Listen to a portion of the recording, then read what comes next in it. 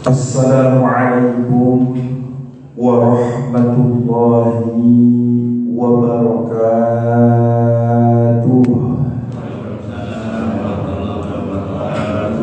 Alhamdulillah, alhamdulillahilladzi anzala as-sakinata fi qulubil mu'minin liyazdadu imanan ma'a imanihim. Walillahi junudus samawati wal ard wa kana Allahu aliman hakima. Subhanaka la ilma lana illa ma 'allamtana innaka antal alimul hakim. Rabbana atina min ladunka rahmah wa hayyi lana min amrina rasyada. Amma ba'du. Biasanya di akhir tahun banyak orang yang mendambakan bahagia. Banyak orang yang mencari kebahagiaan. Oleh karena itu kita perlu mengkonsepkan, meredefinisikan makna kebahagiaan itu tersendiri. Bahwasannya siapapun tidak akan bisa membantah bahwa saat ini kehidupan dan penghidupan manusia itu sedang dilandas krisis segala bidang. Segala bidang krisis per hari ini. Oleh karena itu banyak orang yang stres. Kemudian manusia dengan segenap kemampuannya berupaya untuk mengatasi krisis tersebut. Ya. Hari ini luar biasa ternyata. Stres itu di jalanan pun bisa. Stres di jalanan bisa. Kalau misalkan kemarin dalam satu hari ada 3 agenda bagaimana mencapai satu tempat ke tempat yang lainnya. Lah, muter-muter di dalam kota Jakarta itu bisa 1 dan 2 jam oleh karena kemacetan. Ini sungguh luar biasa. Oleh karena itu maka orang-orang banyak mencari kebahagiaan. Bahkan dalam mencari kebahagiaan tersebut, ya, orang-orang di Amerika, ada salah satu di barat itu kampus yang namanya Harvard. Di Harvard itu ada mata kuliah yang sangat amat digemari di Harvard University adalah mata kuliah happiness. Mata kuliah kebahagiaan itu banyak sekali para mahasiswa yang mengambil kredit SKS mata kuliah tersebut. Ini menandakan bahwasanya happiness, as-sa'adah, al-falihun, ya, itu merupakan kunci dalam membangun kehidupan kita di dunia ini. Bukan hanya perspektif orang Islam saja, orang di luar Islam pun mencari yang namanya happiness. Happiness key to sukses. Ada yang menyebutkan seperti itu. Happiness, kebahagiaan, merupakan key to success, merupakan kunci daripada kesuksesan.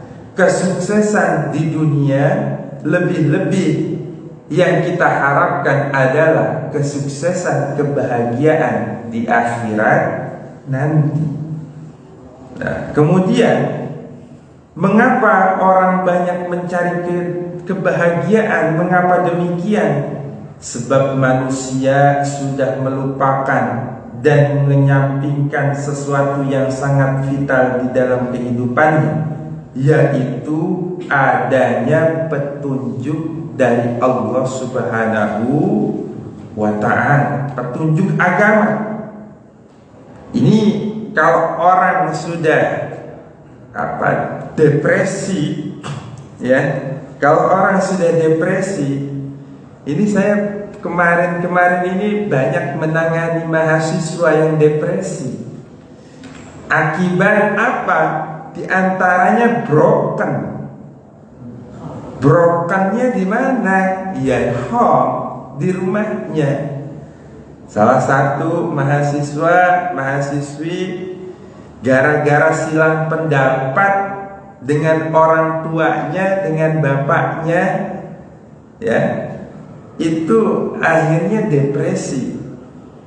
Ada salah satu mahasiswa yang saya panggil, Mbak, kenapa kok beberapa pertemuan ini tidak terlihat di kelas?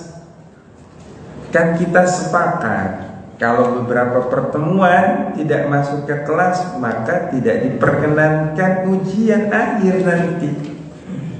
Apa jawaban mahasiswa tersebut? Mohon maaf Pak, ternyata saya beberapa waktu yang lalu depresi yang cukup berat. Mengapa demikian? Ya karena saya sebetulnya tidak ada apa-apa, tapi saya ada problem dengan keluarga. Ya. Kenapa kalau ada problem kok sampai sedemikian berat? Ya nggak tahu Pak, pokoknya saya merasa berat sekali. Saya bilang, kamu beberapa minggu yang lalu masih menggunakan hijab, tapi kok kenapa hari ini kamu melepas hijab? Hidup saya cukup kacau Pak. Ya. Nah, saya bilang, arruju ilallah, kembalilah kepada jalannya Allah. Kamu kemarin sholat atau tidak? Saya bolong-bolong Pak. Nah ini, kamu ada masalah kok nggak cerita, nggak curhat, nggak menyerahkan sama sang pemilik masalah, problem. Ayo kembali kepada Allah, kembali kepada tuntunan agama. Ya, sebesar apapun masalah yang dihadapi, ada Allah yang maha besar yang bisa menyelesaikan permasalahan kita. Alhamdulillah, pelan-pelan dinasehati, akhirnya minggu berikutnya kembali kuliah, semangat, motivasi. Itu banyak contoh sekali, banyak orang yang melupakan agama ketika dia mencari kebahagiaan. Ya. Kalau misalkan yang sudah kita pahami di Jepang Pak, orang akan mencari kebahagiaan sampai dia harus meregang nyawa. Ya. Karena saking harus mencari kebahagiaan yang hakiki, kebahagiaan yang sejati, nyawa pun dipertaruhkan. Banyak orang yang bunuh diri, bahkan yang lagi nulis skripsi aja Ustaz Hamdi, ya, banyak yang bunuh diri. Ada yang bunuh diri karena apa? Karena stres, tertekan, ya, dengan problema skripsi, nulis skripsi, dikejar-kejar dosen kira-kira. Sedangkan ini otak ini nggak bisa ya menelurkan pikiran dan tulisan, akhirnya stres. Tidak sedikit yang depresi berat, bahkan yang meregangkan nyawanya, yang ingin mengakhiri kehidupan saja. Maka ini di luar batas-batas yang ditetapkan oleh agama. Oleh karena itu ada tuntunan Islam dalam hal ini, dalam membingkai konsep kebahagiaan. Menurut Hujjatul Islam Abu Hamid Muhammad Al-Ghazali, as-sa'adah, ada term as-sa'adah. As-sa'adah ini bahasa Arab yang artinya kebahagiaan. As-sa'adah adalah kebaikan yang tertinggi. Kebaikan tertinggi itu yang berada di antara kebaikan-kebaikan yang lain. Jadi menurut Imam Al-Ghazali, kebahagiaan itu adalah jika orang mampu melakukan kebaikan-kebaikan, melakukan amal-amal solih, di antara melakukan sebagian besar amal solih tersebut. Jadi kebahagiaan menurut Al-Imam Al-Ghazali ketika seseorang mampu melakukan amal-amal saleh. Itu kesimpulannya. Ketika kita contohnya mampu saat ini melakukan ibadah sholat subuh, dilanjutkan dengan mengikuti kajian taklim ahad pagi seperti ini, membaca doa, membaca sholawat, membaca Al-Quran, iktikaf di masjid, ya, ini adalah ladang kebaikan. Maka jika kita meresapi daunnya Imam Al-Ghazali, di tengah-tengah amal-amal solih yang kita lakukan, di situ terletak kebahagiaan. Ya. Selanjutnya kebaikan, kebahagiaan, lanjut Imam Al-Ghazali, pada dasarnya terdiri pada 4 macam. Yang pertama adalah kebaikan jiwa. Kebaikan jiwa ini merupakan sumber keutamaan, karena kebaikan yang dapat dicapai dengan jalan ilmu pengetahuan, berfilsafat, ya. Berbicara masalah filsafat, Bapak Ibu, ada filsafat etika atau ada filsafat moral yang dibawa oleh Thomas Aquinas. Karena filsafat pun, ilmu filsafat itu pada ujungnya, endingnya adalah how to happiness. Bagaimana seorang manusia itu menemukan kebahagiaan. Itu ending dari filsafat menurut Thomas Aquinas yang membawakan filsafat moral. Begitu juga kalau misalkan kebahagiaan ini ditinjau dari perspektif agama-agama yang lain. Ketika saya membaca literatur, ada kebahagiaan perspektif agama Hindu, ada kebahagiaan perspektif agama Buddha, Kristen, Protestan, Katolik. Sama-sama semua agama memiliki konsep kebahagiaan.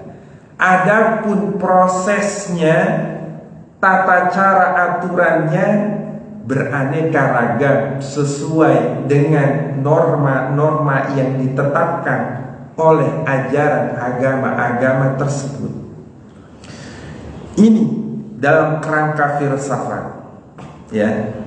Kemudian menurut Imam Al-Ghazali yang kedua, daripada macam-macam kebahagiaan, kebaikan adalah kebaikan jasmani, yaitu berupa kesehatan, kekuatan, kecantikan, ketampanan, umur panjang, dan lain sebagainya.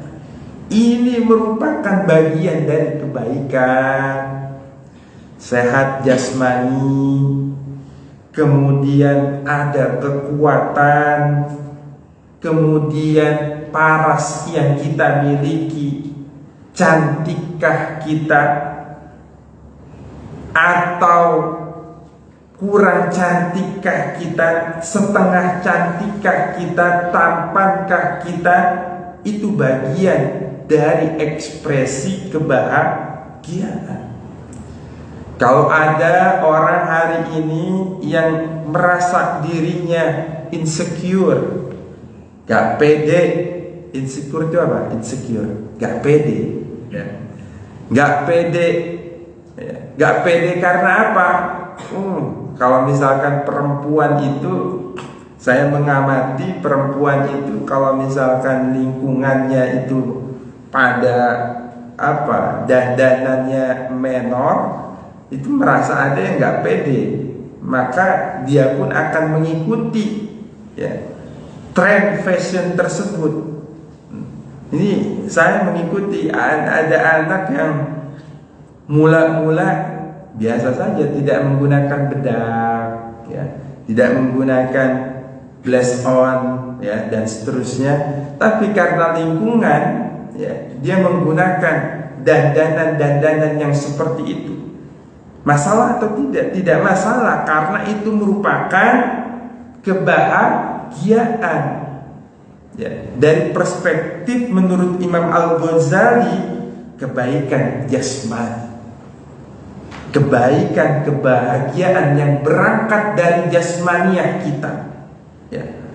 Kita punya kekuatan, kita punya umur panjang, digunakan amal solih, digunakan ibadah, sehingga diri kita tenang, tentram. Itu kan kebahagiaan. Jarang orang yang memiliki kekuatan, kesehatan, umur panjang, dilakukan amal solih, beribadah, itu jarang. Bapak ibu hadirin yang hadir pada saat ini adalah orang-orang yang terpilih dan seharusnya menjadi orang-orang yang sangat bahagia dibanding orang-orang yang tidak melakukan amal-amal solih. Harus bahagia kita dalam keadaan apapun. Oleh karena itu Allah mengingatkan dan memberikan gambaran di dalam Quran surat Al-Insyirah. A'udzu billahi minasy syaithanir rajim. Bismillahirrahmanirrahim. Alam nashrah laka sadrak wa wada'na anka wizrak alladzi anqadha dhahrak wa rafa'na laka dhikrak fa inna ma'al usri yusra inna ma'al usri yusra fa idza faraghta fansab wa ila rabbika farghab. Alam nashrah laka sadrak. Bukankah kami telah melapangkan dadamu wahai Muhammad, kata Allah. Wa wada'na anka wizrak, dan kami pun telah menurunkan beban kepadamu. Yang namanya hidup mesti Allah berikan beban kepada kita. Beban apapun itu, ya, mesti, ya. Berani hidup, berani menanggung resiko. Ya, karena kita sudah kadung hidup, maka kita akan terus berupaya dan siap menanggung beban itu. Ya. Kemudian di ayat selanjutnya, alladzi anqadha dhahrak, yang memberatkan punggungmu. Kalau kita punya beban, kita punya tanggung jawab, punggung ini terasanya berat, ya. Makanya kalau sudah bebannya berat, kalau sudah pusing, ya, dengan beban, dengan segala aktivitas dan lain sebagainya, tanggungan kita, punggung itu terasa pegel, benar tepat, benar tidak? Betul ya? Makanya kalau sama ibunya itu, aduh, enak ini bu kalau dipijitin, ya. Sama anaknya juga, aduh nak, kasep, bager, soleh, enak ini papa kalau misalkan dipijitin. Karena apa? Untuk meringankan beban. Tapi di ayat selanjutnya, warfa'na laka dzikrak, dan kami tinggikan sebutan namamu, sebutanmu bagimu. Fa inna ma'al usri yusra, inna ma'al usri yusra. Maka sesungguhnya beserta kesulitan ada kemudahan. Nah, ini kata kunci. Kata Allah, ya, ini memberikan kabar gembira untuk kita. Sesungguhnya beserta kesulitan ada kemudahan. Berakit-rakit kita ke hulu, berenang-renang ke tepian, bersakit dahulu, ya, sakit-sakit dahulu, baru senang kemudian. Tidak ada yang namanya sulit terus, tidak ada. Tidak ada yang namanya mudah senang terus, tidak ada. Nanti di tengah-tengah kesulitan ada kesenangan. Ini dauhnya guru kami Al-Maghfurullah Kiai Haji Hashim Muzadi, bahwasannya Allah nanti akan menampakkan kebahagiaan, kesenangan di tengah-tengah kehidupan kita dalam keadaan sulit, dalam keadaan terhimpit. Dasarnya apa? Fa inna ma'al usri yusra. Inna ma'al usri yusra. Ditegesin lagi di ayat selanjutnya.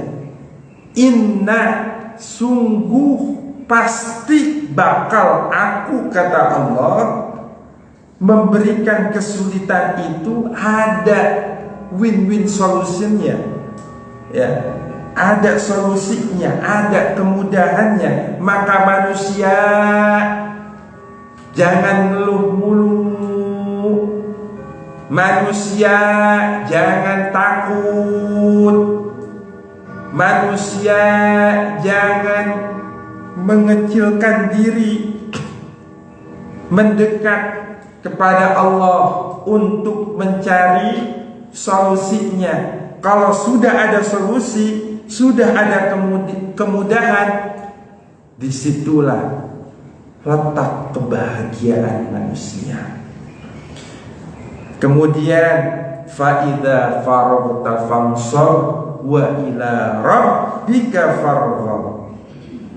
Dan apabila engkau telah selesai dari satu urusan, tetaplah bekerja keras untuk urusan yang lainnya. Ini Pak, pada hakikatnya ibu bapak hadirin rahimakumullah, ya, pada hakikatnya diri kita itu hidup di dunia, selesai urusan satu, ada lagi urusan yang lain. Itu saja terus. Ustaz Hamdi selesai S1 masih ada S2. Selesai S2 masih ada S3. Selesai S3 masih ada tuntutan-tuntutan hidup yang lainnya. Dan itu terus dan harus diselesaikan. Selesai urusan satu ke urusan yang lain. Maka selesaikan urusan yang satu ini segera, agar kita bisa beralih, bergeser, menyelesaikan urusan-urusan yang lainnya. Hidup seperti itu, berganti, silih bergantinya urusan, silih bergantinya urusan itu bisa jadi ujian, urusan itu bisa jadi cobaan, ya. Makanya banyak orang yang selesai misinya tahap satu menuju ke visi tahap berikutnya. Saya kemarin selesai ngajar di pesantren Darul Mughni. Cerita, kiainya cerita kepada saya, alhamdulillah Ustadz, ini pesantren muridnya sudah 4.000. Bangunan untuk asrama putra putri yang ada di pondok, ya, sudah alhamdulillah tercukupi. Untuk mahasiswa juga sudah tercukupi, sudah ada. Ustaz, ini pesantren ini baru menampung santri sanawiyah dan aliyah. kita mau bikin TK, SDIT dan SMPIT. Di mana Kiai? Nah, itu di sana di depan katanya. Depan itu kita untuk SMPIT dan SMA IT. Berikut dengan SDIT. Wah, luar biasa. Kalau Kiai itu punya keinginan, maka kapan mulainya? Tahun depan. Itu bangunannya belum selesai, Kiai. Ya kita lihat aja nanti. Ya, harus diselesaikan tahun depan. Kemudian selesai di situ, Ustaz, saya ada tanah di Cijeruk.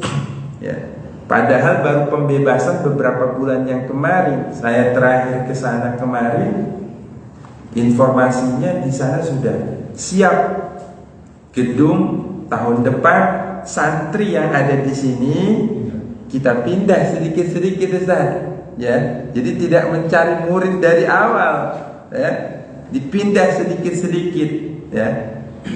Minimal sudah ada 6 kelas untuk di tahun depan dari santri baru yang akan datang, ya. Ini luar biasa. Ini yang maksud saya adalah fa idza faragta fansab wa ila rabbika farghab. Ya. Bahkan katanya Gus Baha, pada hakikatnya sholat hidup kita itu sama halnya menunggu antara sholat yang satu dengan sholat yang lainnya. Ya. Hal ini sesuai dengan di kitab Nasaihul Ibad. Ya. Di kitab Nasaihul Ibad itu dijelaskan wa ammal kafaratu, dan adapun yang dapat menyebabkan kafarat itu menggugurkan, menghapuskan dosa kita. Fa isbabul wudu'i fis sabarat. Yang pertama yang bisa menghapuskan, menggugurkan dosa kita adalah melakukan wudu di waktu keadaan sedang dingin.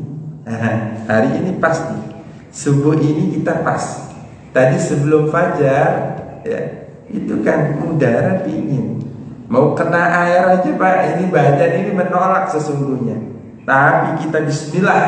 Nah, mudah-mudahan ini jadi kafaratul junub, menghapuskan dosa kita, Pak. Air wudhu yang membasuh muka kita, gugur, hapus dosa kita.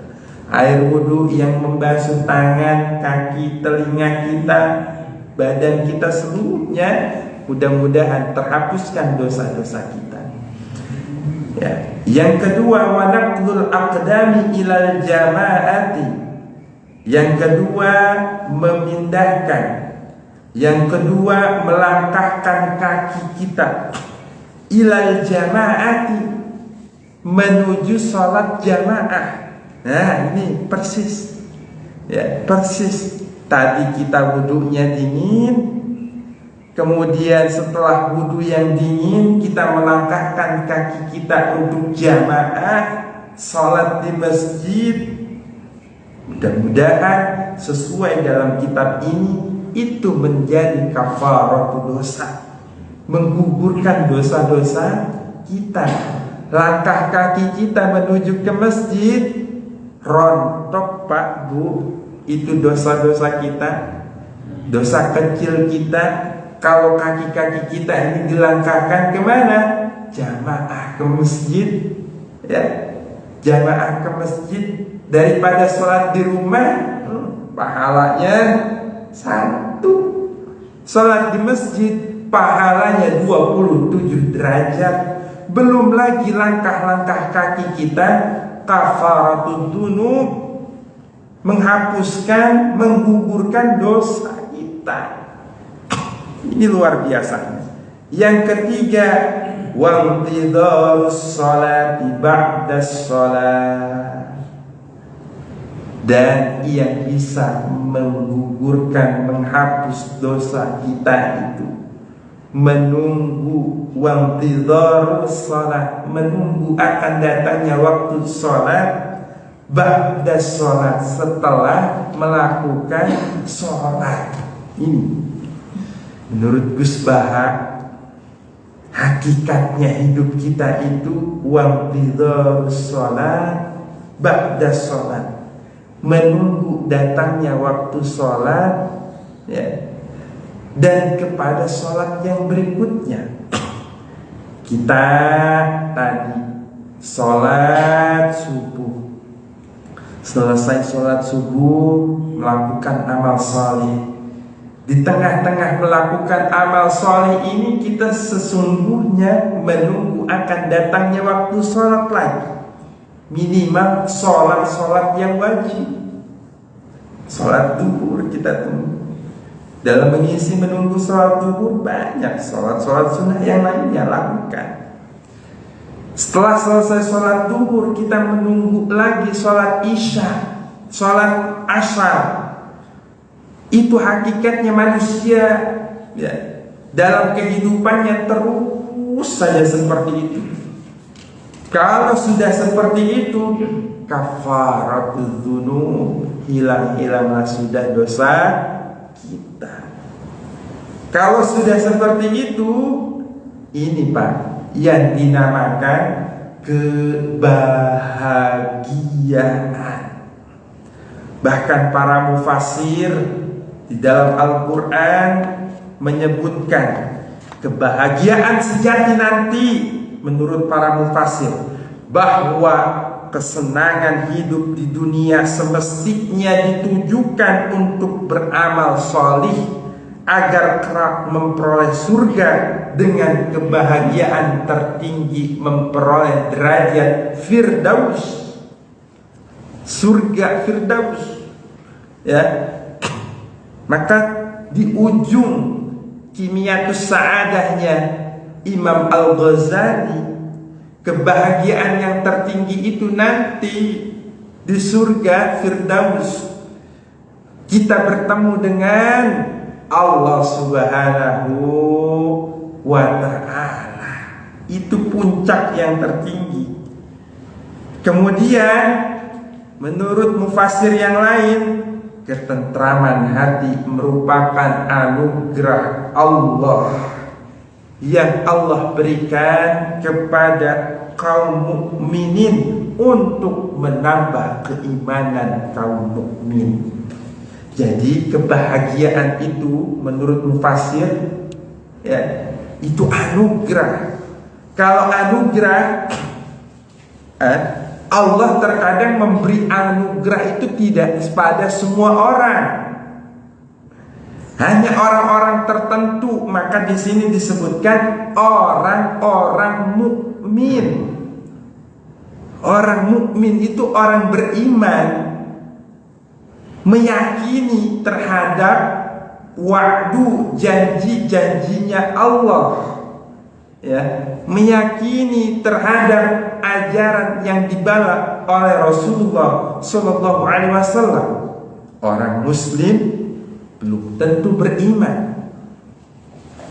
Nah, kebahagiaan akan diberikan oleh Allah kepada orang-orang mukmin, orang-orang yang yakin, belief, meyakini seluruh amal soleh yang dilakukannya nanti akan dibalas pahalanya, akan diganjar nanti oleh Allah Subhanahu wa ta'ala, baik kontan di dunia, lebih-lebih yang diharapkan di akhirat nanti.